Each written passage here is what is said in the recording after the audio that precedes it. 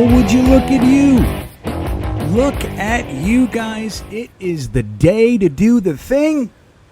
How's everybody doing today? This is Green Bean, and here I am, episode 9, which means 9 weeks of this madness. But hello, everybody. I'm glad you're here. I could not be happier that you're here. I could not be happier that I finally got off my ass to do this thing, which I'm telling you, man, is not always the case. Just because I want to do something doesn't mean I'm going to do it. If there's anything I know as true, it is that statement. It does not mean I'm going to do it if I say I want to do it. Now, if I say I'm going to do it, I have a little bit greater chance of doing it. But here I am.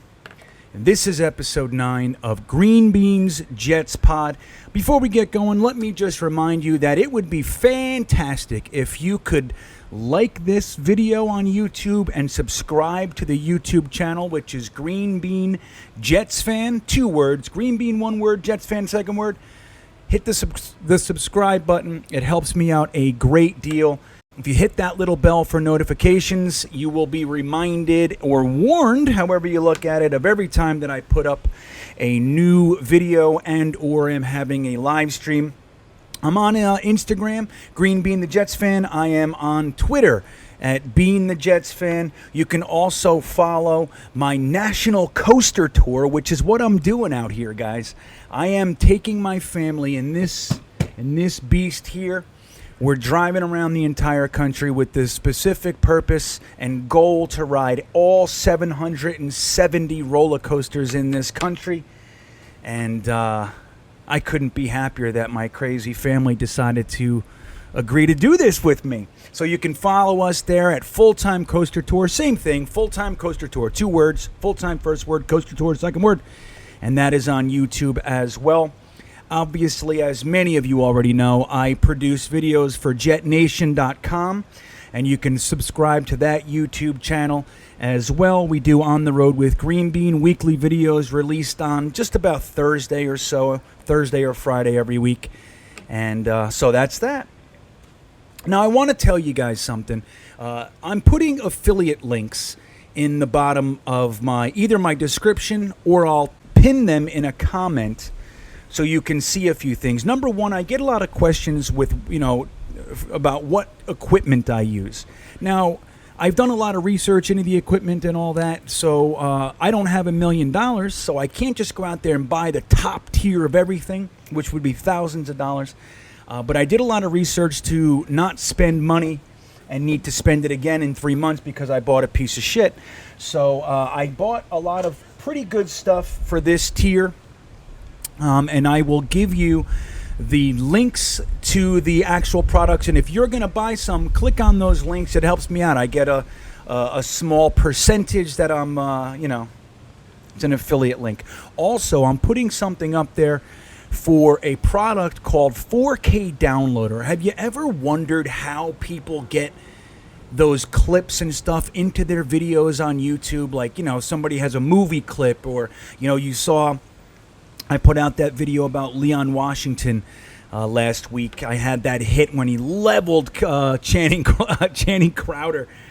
I put that out there. And so anyway, if you want to know how to put those on there, how to get those videos into your videos, there's a product that I use. It's called 4K Downloader. It makes it about as easy as could possibly be.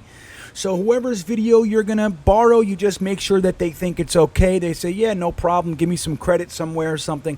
And you just copy and paste the link into 4K Downloader. It downloads it for you in a few minutes, and you're golden. So you can get it right into whatever editing software that you use, and you can make videos just like everybody else. So there are tools, guys. There are tools that we learn, tools of the trade. Some guys know how to just sit down and edit the shit out of this. They're computer programmers and software engineers and all that. And then there's the rest of us who are looking for a way to do this without knowing anything about that stuff.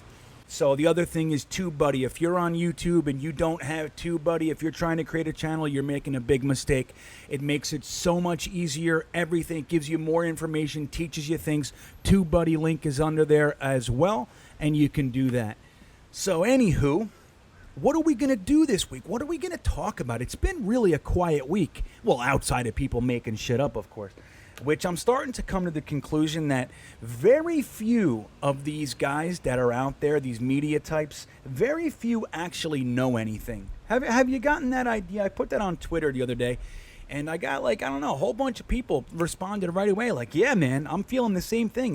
It's like these guys just throw stuff to the wall, and they see what sticks. They want to see if anything that they guess or whatever, if it's right, they'll say, see, I told you I had the inside scoop. And if it doesn't work, they'll say, I got different information, or that was almost going to happen and it didn't because of X, Y, and Z. There's always a way to spin your way out of it. But very few of these guys actually know anything. Obviously, Schefter and Ian Rappaport know some things, and the other guys know some stuff. Like, we all have our little sources and stuff. But, it's just a funny thing. Like, this week, something came out about Deshaun Watson and the Jets, and now it's being said that Deshaun Watson does not want to play for the Jets. When we heard for weeks that we were one of his preferred locations due to Robert Saleh being hired, and it just goes round and around and around, man. But here's what I'm going to tell you, and I put out a video last week, my late night vlog. It basically told you guys that anything that's leaked out there, if there's anything leaked by this team, it is with specific purpose to be used by Joe Douglas. He's doing something. There has never been a more airtight Jets organization. The Mangini years were kind of tight for a little while, and then McCagden had this illusion of being tight, but nobody liked him, so they all leaked all over the place.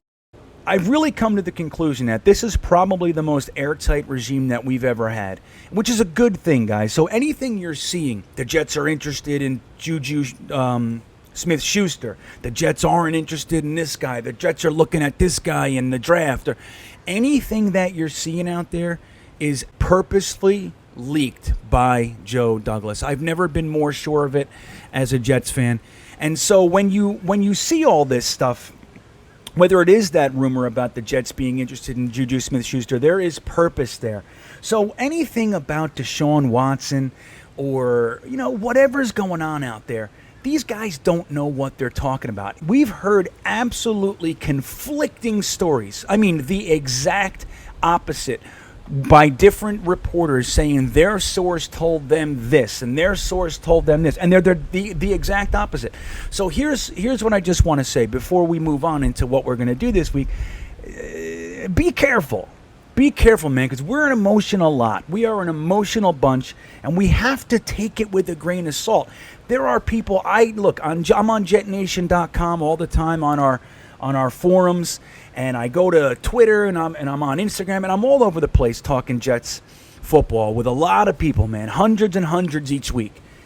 And some people get so upset, they yell at you and they tell you you're stupid or you don't know anything, you ignorant, blah, blah, blah, blah, and it goes on and it gets really hot, and there's no reason for it, guys.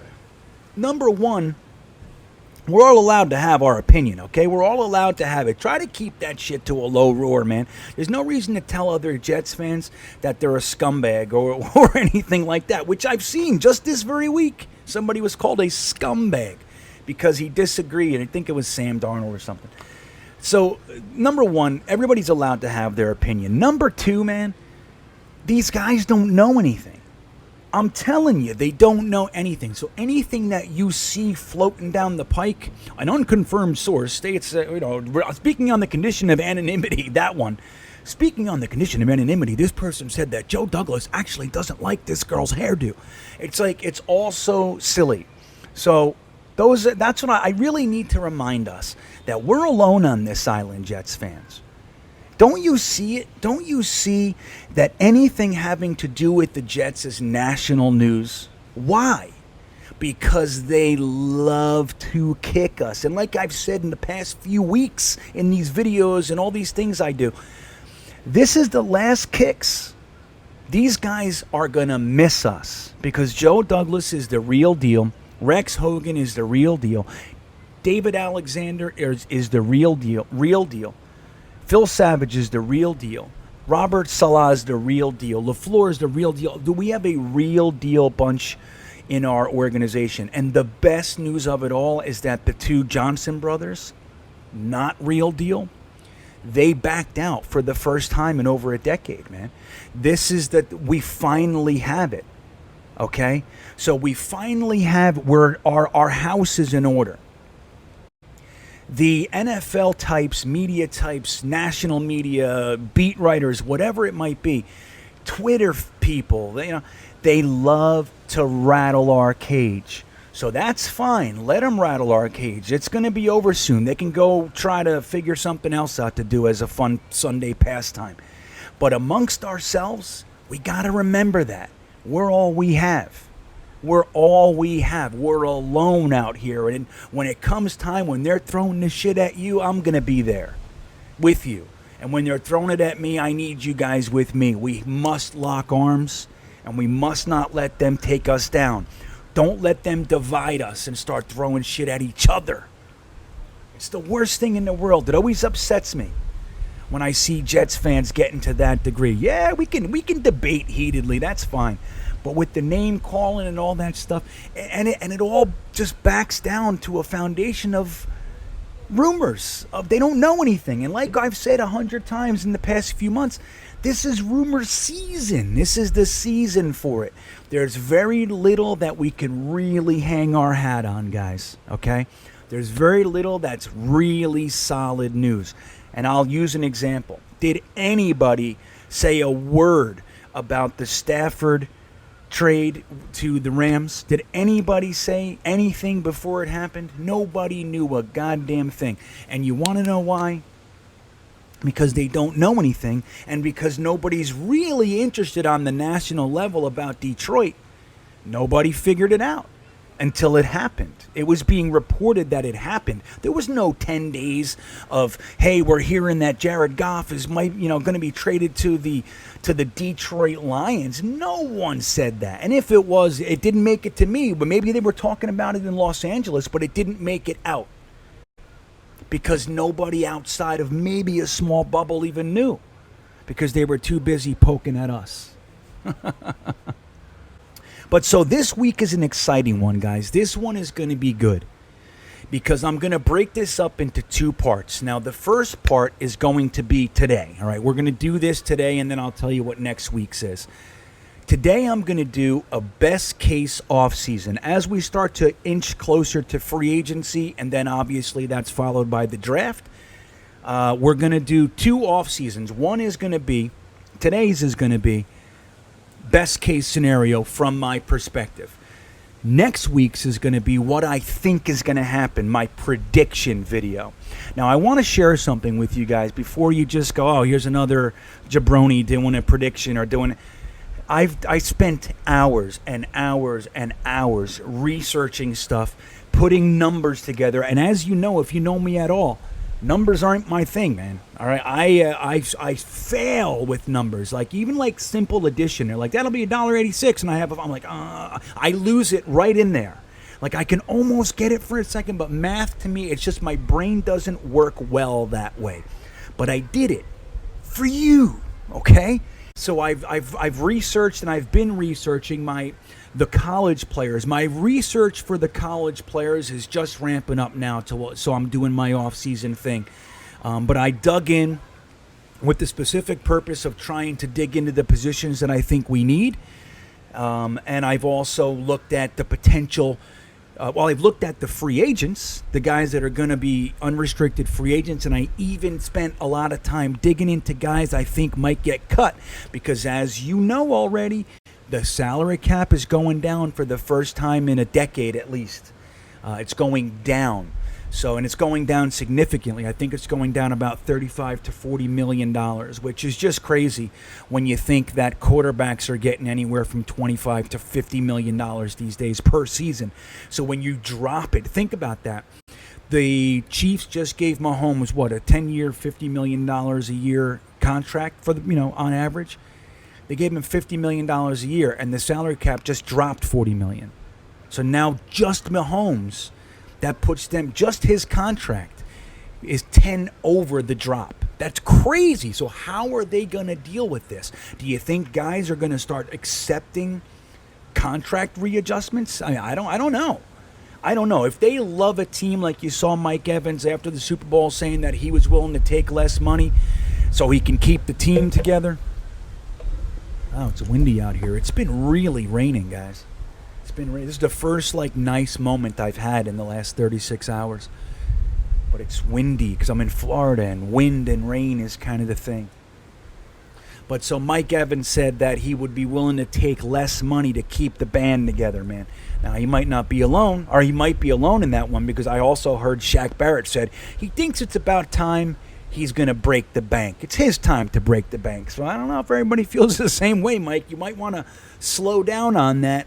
So anyway, I just don't know how many players are wired to accept less money to keep the team together when this is their one shot to make the money. And I respect it.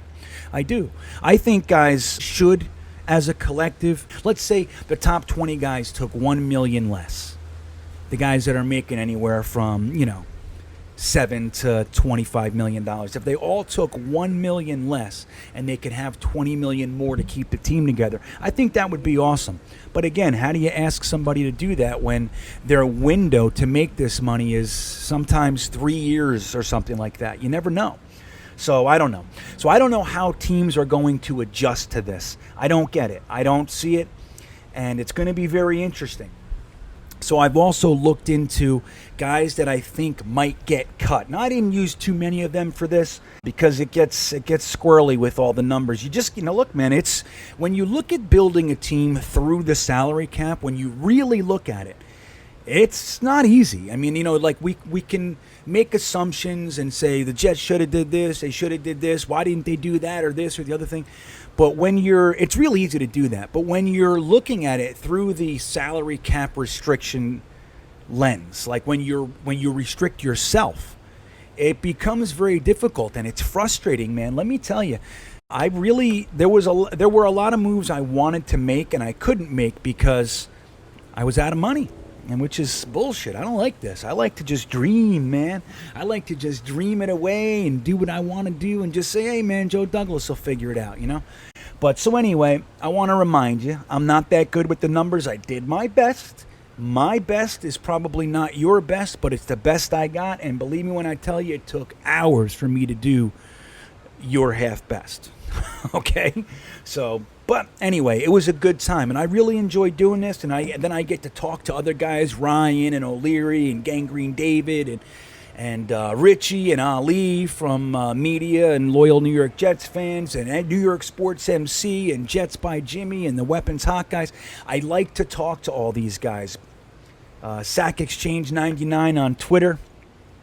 He's my buddy. So anyway, I talk about this stuff all the time, and it's good. It's good fun. So anyway, let's get into this, shall we? What do you think? So as I said, this is going to be my opinion of best case scenario for our offseason. I'll just tell you one more thing, that this is best case scenario that I think is realistic. And I'm going to open with another disclaimer, which is just so crazy. It's so crazy to start this thing. I've been doing it for so long. It's like I'm almost nervous to start. But I want to give you a couple disclaimers. One is, this isn't just best case like super fantasy, what would you do if you won the lottery kind of thing. It's not like that. It's realistic, but best case realistic. The other thing is, I chose not to do the Deshaun Watson trade. That would be best case scenario in my opinion. But I chose not to do that one. I chose to do it as if we did not trade for Deshaun Watson, even though my little plan A would be Deshaun Watson for the number 2 overall pick and a first next year. That's it. Maybe a player or two. That's it. I put number 2 on the table and I say, give me a call if you're ready to do it. Number 2 is on the table. I can talk about more, but that's it. Because no one has that. The only team that has anything like that is the Jaguars. That's the only one that can beat us. If they're willing to trade the number 1 overall for Deshaun Watson, we can't touch that. But nobody else can touch number 2. So number 2 is on the table. Let me know where you are and give me a call. And they'll probably call back and say, oh, Miami's offering us 3 and 18. And say, great, let Miami pay you 2 firsts this year and next year because we're going to end up taking your quarterback. So you're going to do all that trading, and we're going to take the guy that you want anyway. So you don't even get it. You can't do those trades, Mike McCagnon. You can't do it. You can't trade up and not know who you're getting. So anyway, that's what I would do with that.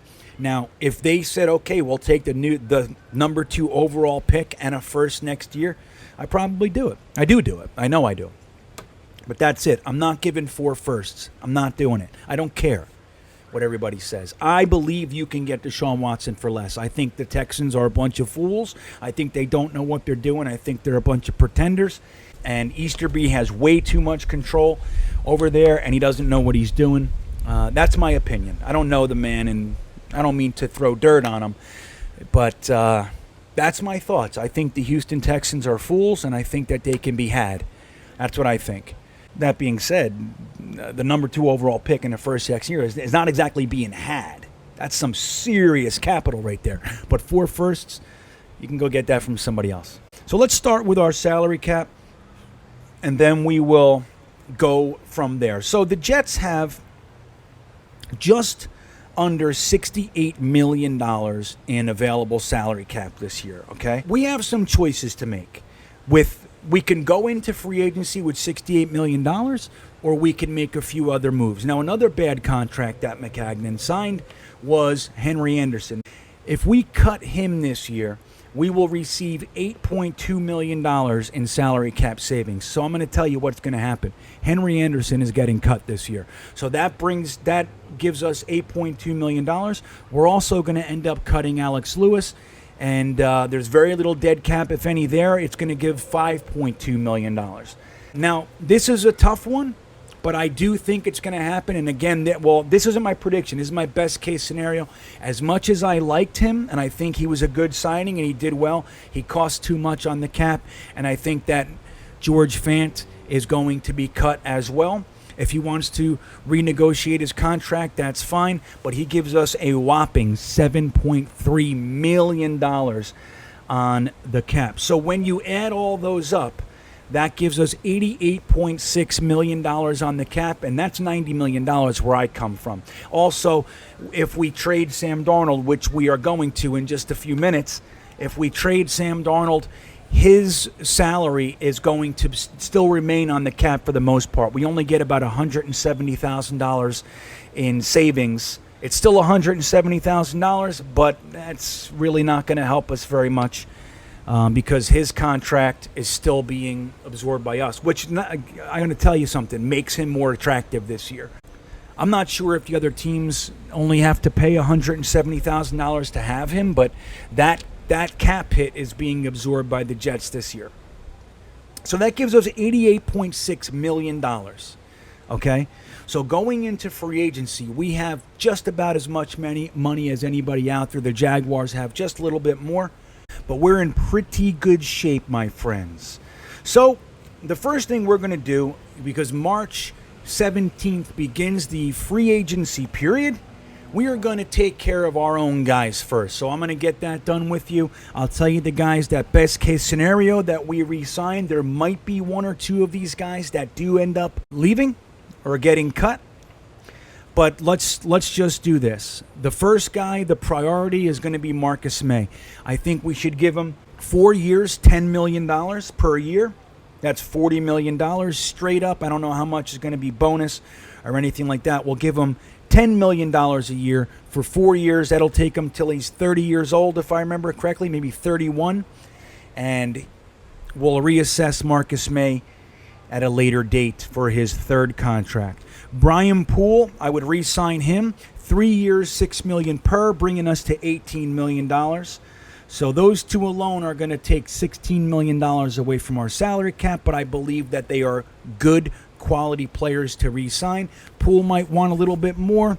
I don't know how much more I'm willing to pay him. Maybe $7 million. I don't know. Maybe $8 million. But for this best case scenario, we're going to stick with $6 million.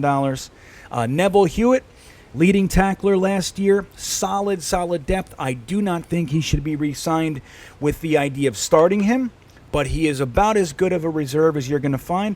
1 year, $2 million, or you want to do 2 years, $4 million, give him $2 million a year. He's a good guy to have on the team, and he's well respected in the organization. He's been here a minute, and he's done well because our starters can't seem to stay healthy, right? Pat Elflein, I like that late season pickup by Joe Douglas. Let's give him 1 year, $2 million. He can battle for a spot, but in my opinion, especially with what you see me doing in a few minutes, he will be a backup. He can play both guard spots, which is nice. And so he's another good guy to have. He played well. He played okay, and that's the kind of guys that you want. You don't want to have scrubs as your backups, but you also don't want to have guys on $8 million contracts as your backup either. So 1 year, $2 million, or again, you can give him 2 years, $4 million, and see where that goes. I think he would be okay with the 1 year. He'd probably want to try to play and earn more. But anyway, another guy that I think should be re-signed is Terrell Basham. 2 years, $1.5 million per. So I think he's another good depth piece. He does have the ability to rush the passer. He's a good guy coming off the bench. I don't think he does as well in a starting role.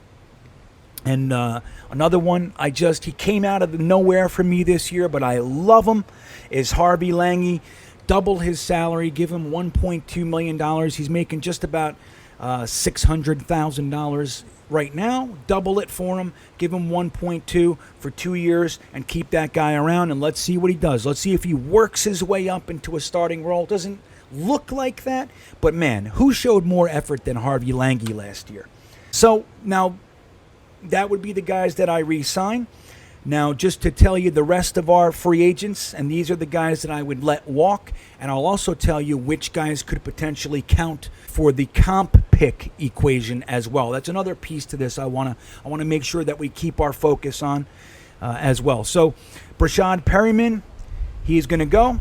Jordan Jenkins, sorry, buddy, it's time to go. Unless you want to stick around in a reserve capacity for $3 million or $2 million a year, maybe we'll keep you for that. But other than that, I think it's time for Jordan Jenkins to go and find greener pastures, man. Somebody might pay him, and I don't think it should be us. Frank Gore, obviously, is going to be gone.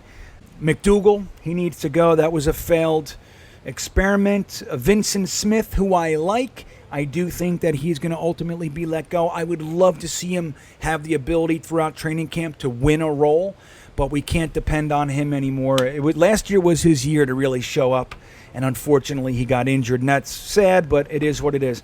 I think we should let Peanut go, Patrick Onwuasor, another one. He didn't do anything for us. Let him go. Joe Flacco, I think you should let him go, and look, if he's going to stay around for $1 million, that's fine, but my best case scenario is that he goes. We have a tight end named Travis. He can go. Daniel Brown, he can go as well. Plus, I'm going to influx us with some tight ends anyway, and Daniel Brown's not going to be in the way. Josh Andrews, another one. I did not like that signing from the beginning. I do not think this is one of the moves I have a problem with Joe Douglas, is I think Harrison should have been retained and Josh Andrews should never have been signed. So that's just my opinion there. Bryce Hagar, a linebacker, he's going to be let go. Arthur Mollett, who does have some ability, I think it's time to move on and try to upgrade that position. He does play safety as well, but again, he's just not very good, and it's time. It's time to attempt to upgrade. We already know what he's going to bring us. We've had him for 2 years. We know what Mollett brings, and it's not enough. Trevin Coley, a defensive tackle, he's going to go, and Bennett Jackson, who does have some upside. He might make it to our practice squad or something like that, but I don't think he should be on the 53 either. So out of those guys, let me tell you who's more than likely going to be re-signed by other teams and therefore would count in our favor for the comp pick equation.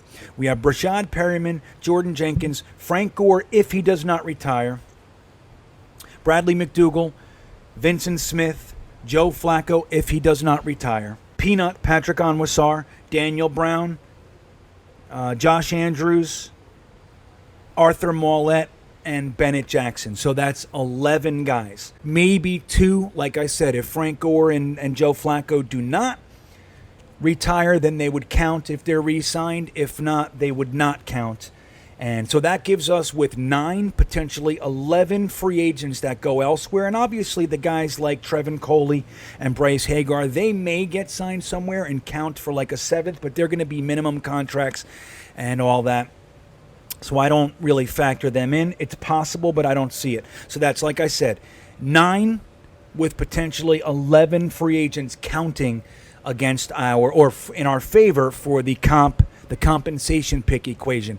As you guys may or may not know, what would happen there is that for every free agent that we sign, they would alleviate one of those guys. So if we signed 9 free agents, we would get 0 comp picks. Now, the problem with us in the past has been we don't have any free agents that end up getting signed elsewhere. Like, look at guys like Adarius Stewart. They left us and they basically never went anywhere. So it's like we don't even get comp picks for those, or they don't even factor into the comp pick equation. But then there are tiers as well, and I'm going to make a whole video on really explaining the comp pick as much as we know, because like I've shared, the NFL is still kind of secretive about this. It's really kind of odd. There are reasons why they would be, and I do understand it, but I don't like it. I think it should be cut and dry. But so there are tiers as well. So for an example, if you have a guy that is getting signed for $15 million a year somewhere, that would count for a 3rd-round pick. If you sign a guy that's a vet minimum, it doesn't necessarily wash that guy out evenly.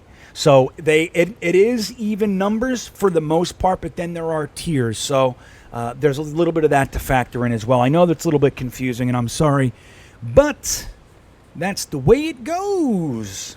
So now let's get to the free agents that I want to bring in. Okay, now again, remember, this is my best case scenario. So what I would do, like I said, I cut Fant for $7.3 million, and I'm going to go sign right tackle Darrell Williams. Now I could get him for just about $10 million. So the way that I look at that is we're getting Darrell Williams for $3 million, or it's actually 2.7 if these numbers work out. So that's how I like to look at things. We can keep Fant for 7.3, or we can significantly upgrade the position, and I like Fant, I do. But Darrell Williams is unquestionably better than George Fant. So if we could get him for a $3 million increase, that's the kind of move that you do every day of the week if you have the money to do so. We do. So I would sign Darrell Williams. I would also sign Yannick Ngakoue. Now, his numbers were down a little bit last year, but don't forget, the guy was really on 3 teams last year. He started on the Jaguars. Right before the season, he was traded over to Minnesota. And then a few weeks later, he was traded over to Baltimore. And he played okay. He's still one of the more solid guys. But that's going to bring his money down. In addition, with the salary cap decrease, this is an opportunity to get one of the premier pass rushers in the game for a deal. Now, a deal meaning, it's not going to be $20 million, which is what he was saying he wanted a year and a half ago. So I think you can get Yannick Ngakoue for $12 million for 2 years, and that would be fantastic. Fantastic. Okay, I don't necessarily want Judon. I don't think he fits as well as Yannick Ngakoue. We need a guy with his hand in the dirt, and Yannick will do a better job than Judon and some other guys that are out there. So anyway, we got right tackle Darrell Williams, and we have defensive end Yannick Ngakoue. If I had my druthers, best case scenario, I'm signing wide receiver Allen Robinson from the Bears, $15 million for 2 years. Now, I know that everybody's going to say, no way, he wants $20 million. I get it. I do, but he's not getting it, and I'll tell you exactly why. The salary cap drop. No one is giving him $20 million. And if they are, he should take it. I don't care where it is. Jacksonville, Cincinnati, wherever it is. Detroit. Go up there and play with Jared Goff and kneecap lover, whatever his name is. I forget. I want to say Davis Webb. I know that's not it. But anyway, Campbell. Oh, the kneecap. I can't get over it, man. I can't believe that was real. It's almost as bad as the eyeballs with Gase. Not quite, but it's up there. It's one of the weirder ones. So I would sign Allen Robinson. In my opinion, you'll get him for 1 or 2 years at $15 million. Now, what's going to end up happening this year because of that salary cap decrease? A lot of guys this was their opportunity for a big payday. They're not going to sign long-term contracts, in my opinion, or they'll do something with years pushed.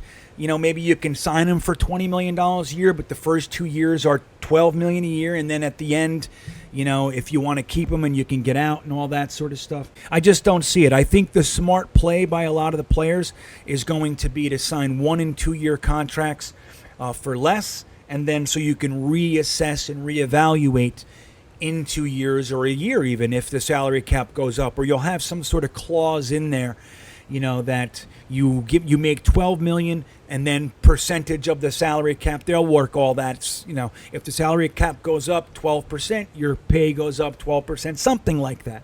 They'll figure all that out. But again, I think you're going to get Allen Robinson for just about $15 million, which is a deal.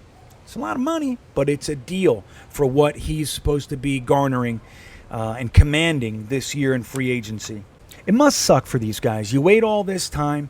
You are a good soldier. You play with a poor team, or you on a rookie contract, whatever it might be. But you're playing for less, and then it's your time. It's your time to get the big payday, and they decide to drop the salary cap $40 million. It does. It sucks. Now, we all know it's still a lot of money. We know that. We know it's a lot of money, but the NFL is carved up a specific way, and these guys earned it, man.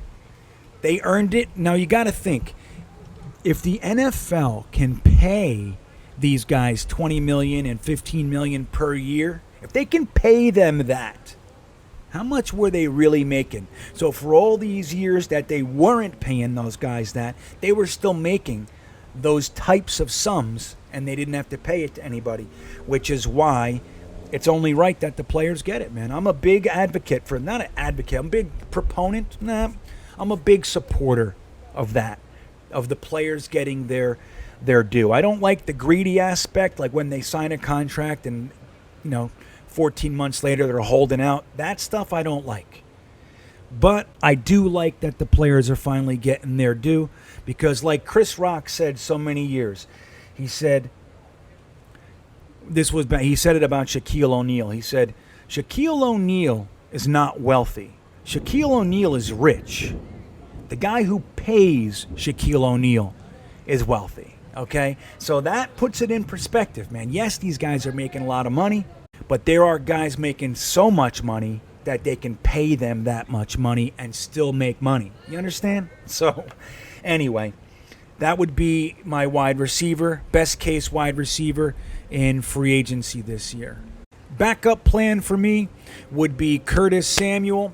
My favorite one is Godwin, but I believe that they're going to keep him in Tampa, so I don't even want to play with it.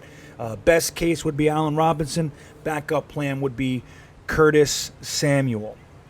And I think you could get him for $12 million a year. Now, this will bring me to my favorite one of the entire offseason, of the free agency period. If the Jets had the best case scenario, they're going to come away with Joe Thuney out of New England. They're going to pay him $13 million for 3 to 5 years. I think that, again, he will be the highest paid guard in the game. But with the salary cap dropping, it's not going to be the 15 or 16. It's going to be 12 to 13, and I think that's going to be what it is. So we'll get Joe Thuney for $13 million. And then we'll move on to cornerback. Now, while I don't think he's the best cornerback out there, I do think it's very important that we sign this guy, and that's Richard Sherman. I think he's about as good of a cheerleader for Robert Saleh as you can possibly find. He loves him to death. He hasn't shut up all offseason about how great he is.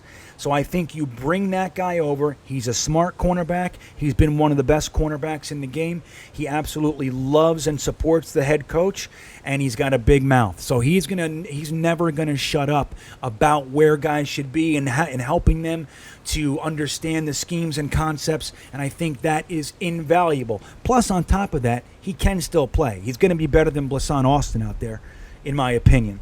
That said, I think that we might want to sign another cornerback. If we do, that would be from the 49ers as well, Jason Verrett. I think he's another really, really good cornerback. And in my opinion, he still has the ability to be one of the top 10 cornerbacks in the league. I really like him. Injuries have been an issue with him, but anyway, I think that Richard Sherman will come for $4 million for 2 years. And I think that Verrett, if that was part of it, he would be 2 years, $5 million per year. Maybe 6. So that puts us at $165.4 million. And here's some X factors.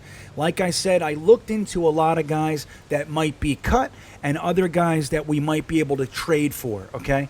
Now, if we did some of this, maybe we don't do some of the moves that I just did, but I wanted to give this to you as well. Here's 3 very realistic candidates that I see the Jets trading 4th, 5th, or 6th for before they cut them, because they know they have to cut them to get the salary off the books, and they might take something like a 5th round pick instead of just cutting them, okay? So my top one is Kyle Rudolph, tight end out of Minnesota. I think he's a fantastic tight end, very good team guy. I think you throw them a 4th or a 5th rounder, and Kyle Rudolph will be a New York Jet. He counts about $5 million or so against the cap, so his deal is also friendly, and that's how much he would count for us. He counts more for Minnesota, so they would need to get the salary off the books if they can, as much of it as they can. He's one that I would love to see brought over.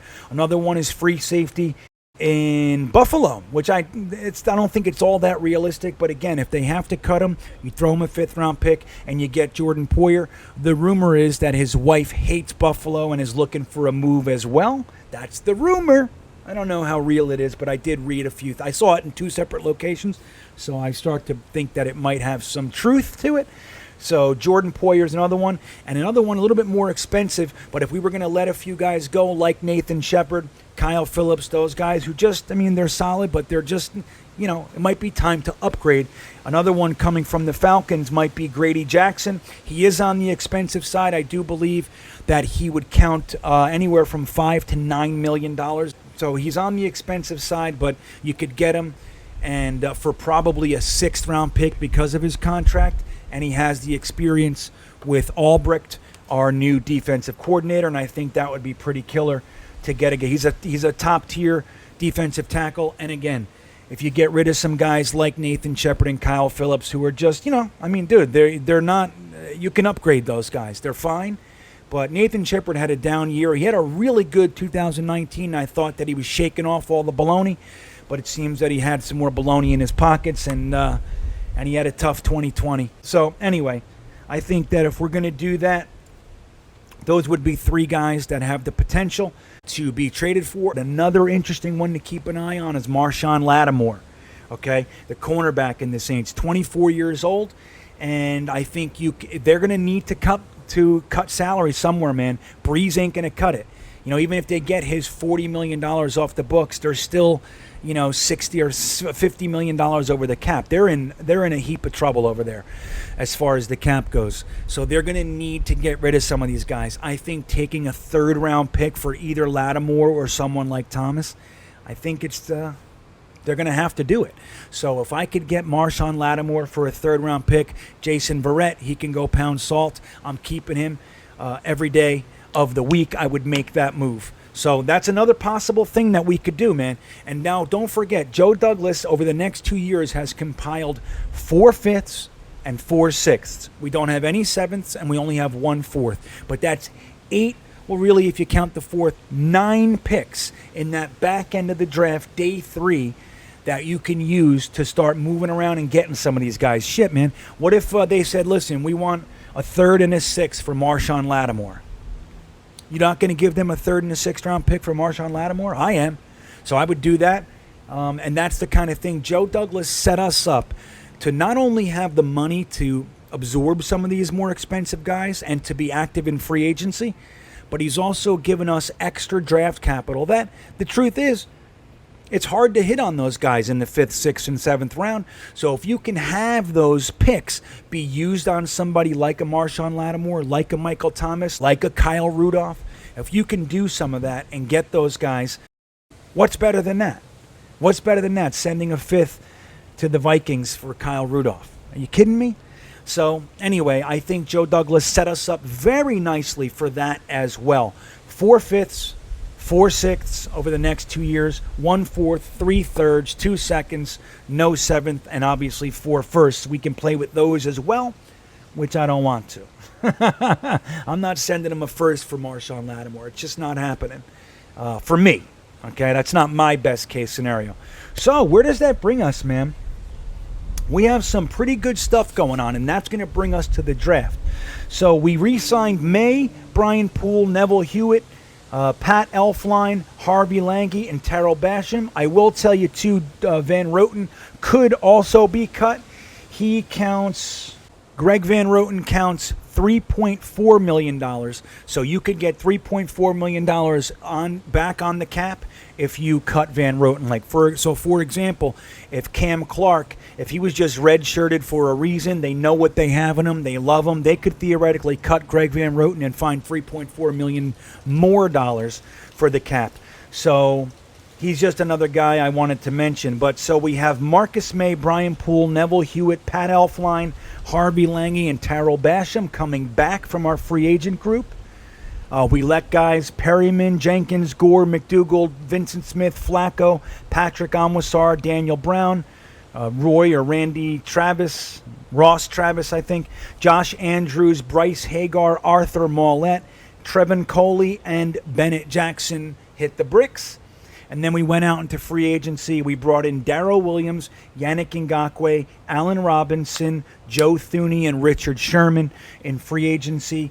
And we potentially are trading for Grady Jackson, Jordan Poyer, Marshawn Lattimore, Kyle Rudolph.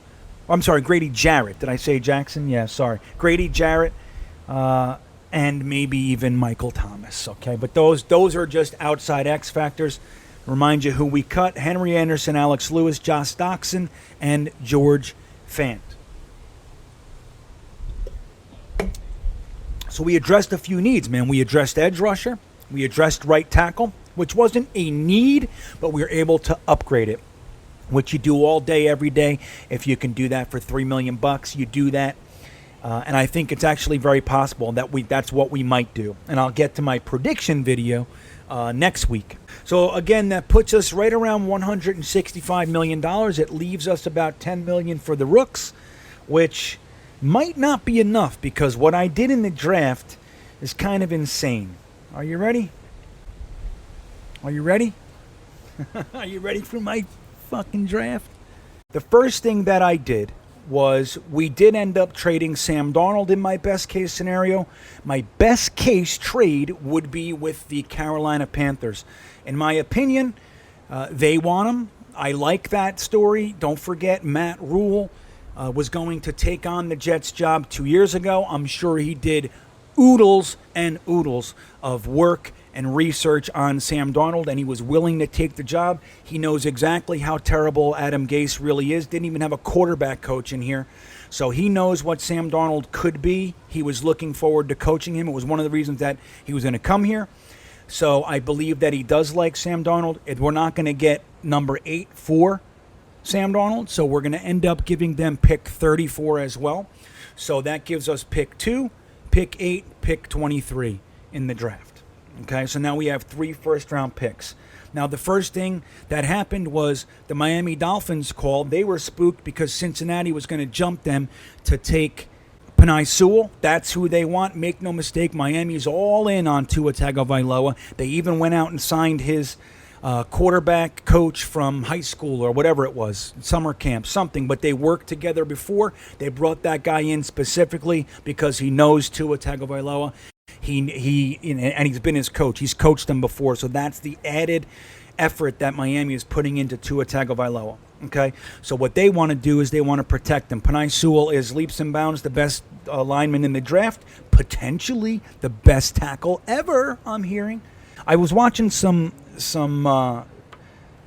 breakdowns of Sewell and how he pulls. Sewell has the capability of pulling from the left tackle spot and lead blocking on the right side. Just want to say that. Not everybody can do that. Remember when Mawai used to pull from the center and go around the edges? It was unbelievable to see your center doing that. Imagine your left tackle pulling and being in front of the running back on the right side. He's an incredible talent. So anyway, they wanted to make sure that they got him, so they called us. We traded him with them. As you know, Joe Douglas has zero problem trading with his division rivals. Traded with the Patriots twice, also traded with the Giants, and did trade with Miami already for Kalen Ballage, but it didn't work out because he didn't pass the physical. He failed the physical. So he already has those lines of communication open. He traded pick number 2 for pick number 3 and pick number 18. So I do think it's a bit much, but my simulator allowed it, and that's what we did. I think we got pick 18 and pick 72, I think it was. So anyway, a first and a third to move up one spot. So now we have pick 3. Now I was going to look to trade pick 3. I tried to trade pick 3, but there were no takers. I tried hard, too. I was almost giving it away for a second. Couldn't get anybody to bite, so I ended up taking a quarterback at 3. I took Zach Wilson out of BYU, merely for the fact that I think he's the type of quarterback that the Shanahan offense seems to like, especially with all this rumored interest in Sam Darnold. It just looks like that would be the guy that they would choose. So I want the best case scenario to be the guy that works best in that system. So we grabbed Zach Wilson out of BYU. Our quarterback question is answered. That's the guy we're bringing in my best case scenario. That leaves us with pick number 8. Now, pick number 8, this was a realm of player that we weren't even talking about before, because there are guys there that we just knew we weren't going to be able to get. Guys like Devontae Smith, guys like Jamar Chase, guys like Kwity Paye, those guys, Rousseau, all those guys, we weren't talking about them because we more than likely couldn't get them. But this changes the mindset. It changes the trajectory, and the number one guy on my list is Kyle Pitts, the tight end out of Florida. He had what many are calling the greatest tight end season in college history last year. The really good thing I like about him is he was already a prolific pass catcher. He's as good as anybody. But what he did before this year is he gained 7 pounds of pure muscle, and he increased his blocking statistics. He prioritized his blocking, and he became an above-average blocker. Now, he's just starting to do that. He's going to even get better. So you have a tight end that can catch as well as any tight end in the game, and his priority is becoming a good blocker. That's the kind of guy.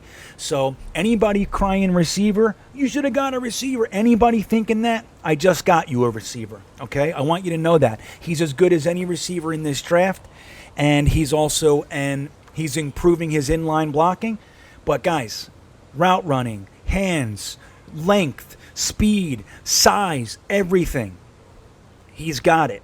So we just got Zach Wilson and Kyle Pitts with the first 2 picks, number 3 and number 8. We're going to move down now to pick, well, I ended up taking pick 18 and playing with it. That was the one I played around with. So I traded pick 18 for pick, 38 and 72 and next year's second. So I actually traded out of the first with pick 18, okay? And I got pick 38 because I didn't have 34 anymore, and I wanted one in that range, okay? And then I got a second for next year, and I got an extra third for it as well. So that brings us to pick number 23. I got the top guard in the class, Wyatt Davis from Ohio State. That pick number 38 now, the one that I just received for trading back, I was still able to get the guy I was targeting for edge rusher. My favorite hand-in-the-dirt edge rusher in this draft is Patrick Jones from Pitt. That gave us pick number 66, our first third-round pick. I went ahead and shored up the cornerback with Eric Stokes out of Georgia, who I happen to like a whole bunch. Now, here's something a lot of people aren't talking about. You know we don't have any fucking linebackers on this team? We don't have any linebackers on this team. So we just re-signed Neville Hewitt, and we don't know if C.J. Mosley is coming back. We don't know anything about him. I do think that the hiring of Robert Salah was about as good of a of a move as far as C.J. Mosley is concerned out of anything. If we brought in, Eric Bieniemy, I don't know how, or Joe Brady, I don't know how motivating that would have been for C.J. Mosley. But we brought in one of the most motivating, uplifting, inspirational defensive minds that was available this year. So C.J. Mosley, if he's got a shot to come back, he's coming back now, and this is it. But that said, we really don't know. He hasn't played football in 2 years, so we don't know what he's going to bring. Hopefully he's something, but really all we have is Neville Hewitt. Blake Cashman, I don't know. That guy can't stay on the field. It's a shame. He's another one with talent, but can't stay on the field. So what I did was I went to North Carolina and I grabbed one of my favorite linebackers in the entire draft. I drafted Chaz Surratt at pick number 72. Now at pick 81, I started looking back at the offense. I just got a cornerback, an edge rusher, and a linebacker in defense, and I didn't want to abandon the offense because some of the guys that I like most were starting to fly off the board, like Gainwell at running back. I was watching him the whole time. I wanted to take him right here. That wasn't available. He went a few picks before me, so I didn't want to mess around anymore, and I grabbed I grabbed Trey Sermon, the running back out of Ohio State. If anybody was watching that guy, a lot of you probably started watching him toward the end of the year in the championship game or anything. If that guy didn't impress you, I don't know what you're looking at. He is the real deal, and getting him at pick 81, in my opinion, is a steal. Okay, he's going to be fantastic. He'll be a part of the stable, but he's probably going to be the lead back. All right. Now, I also wanted to go back to the offensive line a little bit. We already got Wyatt Davis. I did get Kyle Pitts, who does help with the blocking, but he's a receiver predominantly. So I wanted to make sure that we didn't abandon the offensive line. Now, where centers are concerned, you're hearing a lot about Creed Humphrey, and you're hearing a lot about Josh Myers and some others. But for my money, especially outside of those guys, the next guy on the list is Drake Jackson out of Kentucky. Take a look at him. I love him. He's my new favorite guy for this week. Well, I like him a lot, and we're going to bring him in at pick number 86. So now we have McGovern. We have Joe Thuney, right? We have Pat Elflein for depth. We still have Van Roten. And we have Cam Clark in the mix. We also got Darrell Williams on the right side. And now we're bringing in Drake Jackson. If we want to move McGovern over, let's say we bounce Van Roten and we move Connor McGovern over. Drake Jackson is probably a turnkey starter. I'd prefer to see him sit for a little while and then play, but he's day one starter. Drake Jackson out of Kentucky. Then I went back to receiver. I got one of my favorite guys, man. This guy, I've been bugging out on him these last couple weeks. Tutu Atwell out of Louisville. Love him to death. Super crazy fast and shifty. And we haven't had one of those guys in a long time. Far too long. I mean, Crowder we have. But as far as shiftiness, Crowder's not Atwell. I'm telling you right now.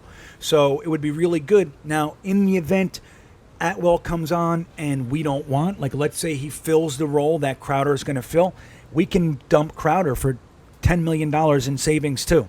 I don't want to. My best case scenario has Crowder on the squad, but we could. If we needed to, we could get rid of him, replace him with Tutu Atwell and Berrios, let them do it, and save $10 million. Okay? We could do a lot with $10 million. All right, so then I went back to linebacker. I wanted a good Mike or maybe even a Sam backer. In truth, I was really eyeballing Charles Snowden for Will. He could be a Mike or a Will linebacker. He's also an underrated edge rusher from the outside in the 4-3. But I couldn't get him. Charles Snowden out of UVA, and I'm a UVA guy, so I wanted to be able to grab another UVA cap, but in my opinion, he's one of the better linebackers in the league, or in the draft, I'm sorry. So I went ahead and grabbed Derek Barnes out of Purdue. He's definitely a Mike linebacker, but in my opinion, he's probably going to end up being a Sam linebacker in the Jets. But either way, he's versatile, and he's a hard-hitting linebacker out of Purdue. The other one, so what I did there is I went to safety. We do need to draft a safety, in my opinion. So I went and got Jacoby Stevens out of LSU. It's funny with him because he's actually labeled as a linebacker slash safety. So what does that tell you? He's not a free safety. He's a strong safety, if anything, but he can play up in the box. He's a very short tackler, faster than he's given credit for, and I like him a whole bunch. If we can get him at pick 154, we're going to be very, very happy about it. So at 155, I was able to get Sage Surratt and double up on the receiver. So now what we did was we brought in Allen Robinson, we brought in Tutu Atwell, and then we brought in Sage Surratt. So this is why I think guys like Vincent Smith and even Jeff Smith are going to probably be let go. We know what they bring. They have potential, but it's time to attempt to upgrade the position. They're nice. They're fine. They're hold the fort guys. But it's time to take shots at upgrading. I think Atwell and Surratt are absolutely capable of being those upgrades, so I think we did real well there. Now, I wrapped up this draft with my double up on cornerback. All right, now, in my opinion, this is one of my sleepers. I was just turned on by a couple guys actually reached out to me in the past 10 days or so and were asking me about him, and I was just looking at him.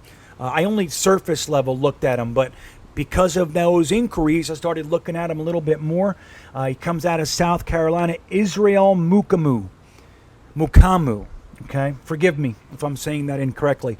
But this guy is prototypical, and I think he's going to be a great fit. Getting him in at pick 188 would be a steal. Okay, he's a second year. He's going to be like Bryce Hall. His second year, he'll be starting for us, and that'll be Richard Sherman will feather out, and we'll have Bryce Hall, Mukamu, and Eric Stokes as our starting corners, and that's when you let Brian Poole go and all that jazz. Now, in my opinion, if we do get those three cornerbacks with Bryce Hall already on the squad and Blesson Austin on the squad, it might be something you want to think about letting Poole go. So it is what it is. But these are the options that you can start to feather in when you look at things and you do them this way, okay? So again, best case scenario was we traded Sam for pick 8 with pick 34. So Sam and pick 34 for pick 8 from Carolina Panthers. We were able to trade back a little bit. If it's not Miami, it'll be someone. I just don't think you should go too far. You want to be able to get Fields, Zach Wilson, or at minimum Lance, or maybe if you like Mac Jones a whole bunch, you can play around and still grab him in the first and not take chances. But we were able to do that. I got Zach Wilson, Kyle Pitts, Wyatt Davis, Patrick Jones, Eric Stokes, Chaz Surratt, Trey Sermon, Drake Jackson, Tutu Atwell, Derek Barnes, Derek Barnes, Jacoby Stevens, Sage Surratt, and Israel Mukamu, and I was also able to pull in another second-round pick for 2022. So now we got 2 firsts, 2 seconds for next year. 4 fifths, or 2 fifths, 2 sixths. So, hey, man. So this is what I think would be best-case scenario. Again, we took care of what we could in free agency. Speaking of money and all that, we were able to, to contemplate trading with some guys. I'll tell you too, the comp pick equation, I came out on top by 3 picks. Now I don't know if the contracts, where they are, because we're paying out more than our guys are going to get paid, but we still had a few more guys leave in free agency than we brought in this scenario. So we might be able to pull in another 5th, 6th, 7th round pick, which will be great, man. Free picks. And that's what we have to start thinking about. Okay? You don't want to be consumers in free agency. You want to be sellers in free agency. You want to be letting your guys go with your pipeline coming up and filling the role.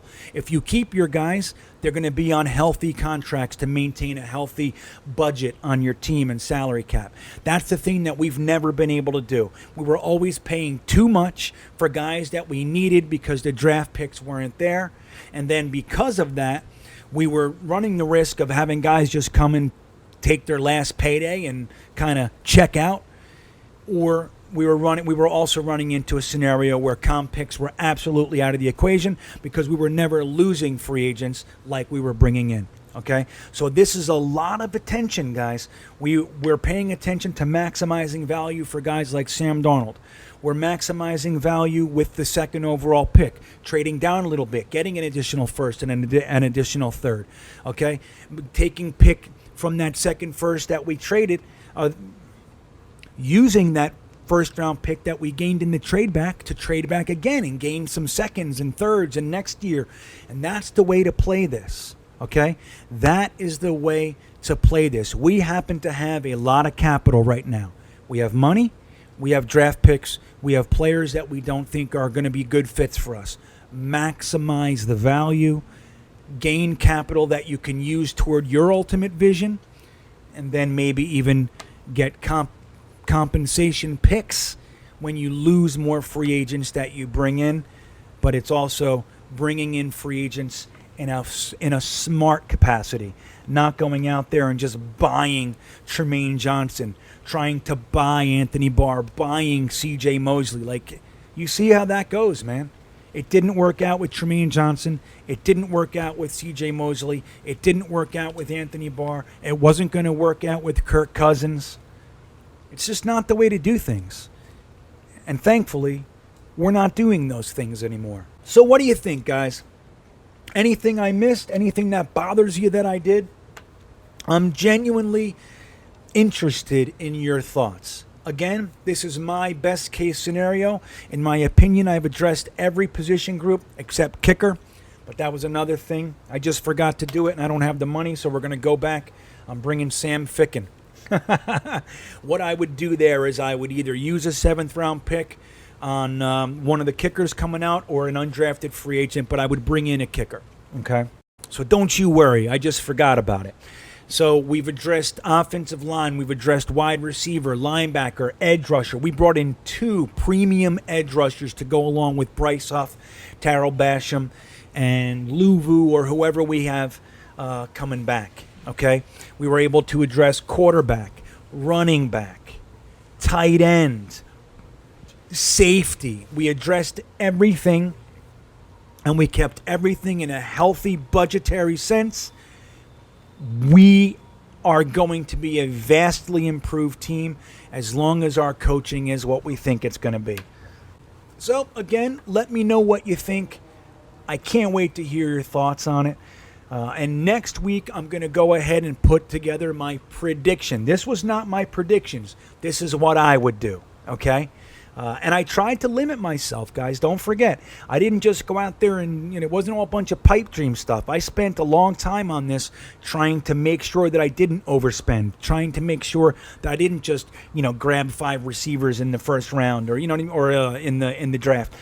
I did it in the healthiest way that I could see possible, still trying to address everything that I see that needed addressing. The only thing I feel a little bit like I didn't address quite as much as I need to is the linebacker position. So we'll see how that goes. I'm counting on C.J. Mosley, unfortunately. I'm counting on Blake Cashman being able to come back. So, guys, thanks for watching. Don't forget, like and subscribe. Please give me a sub. It's everything to me, man. It's everything. Don't forget about the Monday Night Mock tonight. I'm saying that. It's really tomorrow to me, but I'm going to say it. Don't forget about the Monday Night Mock tonight.